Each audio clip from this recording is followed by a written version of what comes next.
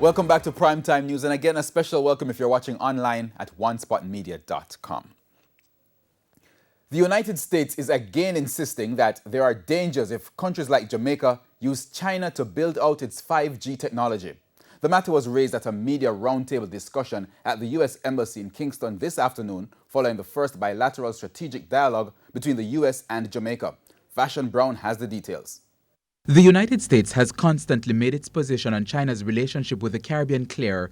In the past, U.S. Ambassador Donald Tapia urged the government to be wary of the Asian nation's deepening footprint in Jamaica.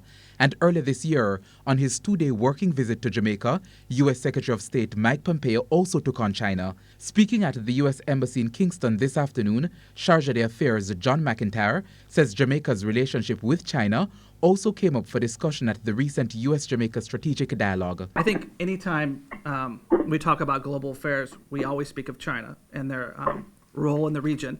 I think the ambassador has been very clear about our thoughts on China. On the specific matter of 5G technology, Mr. McIntyre says he hopes Jamaica and the rest of the Caribbean will move toward a secure 5G future. The U.S. has raised concerns over the prospects of using a Chinese firm to build out a 5G network in Jamaica. Mr. McIntyre was asked whether U.S.-Jamaica relationship could be affected if the country uses a Chinese firm to set up the technology. There are alternatives to China that people need to consider. Every country, and the ambassador has been very clear about this, is a sovereign nation that makes its own decisions. But I think we wanted to make sure that it's very clear sort of the dangers that China poses in this area, which is the future of telecoms. I can't speak to the other part of that question because that's something for the future. Hopefully we won't have to go down that path. So there's an allusion then that there might be consequences if we go down that road, the Caribbean. Well, there's not an illusion of anything. I'm just saying we haven't gotten there yet, so I can't comment on that for Jamaica.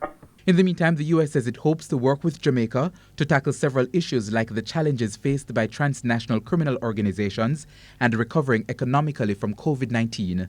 Vashon Brown, TVJ News.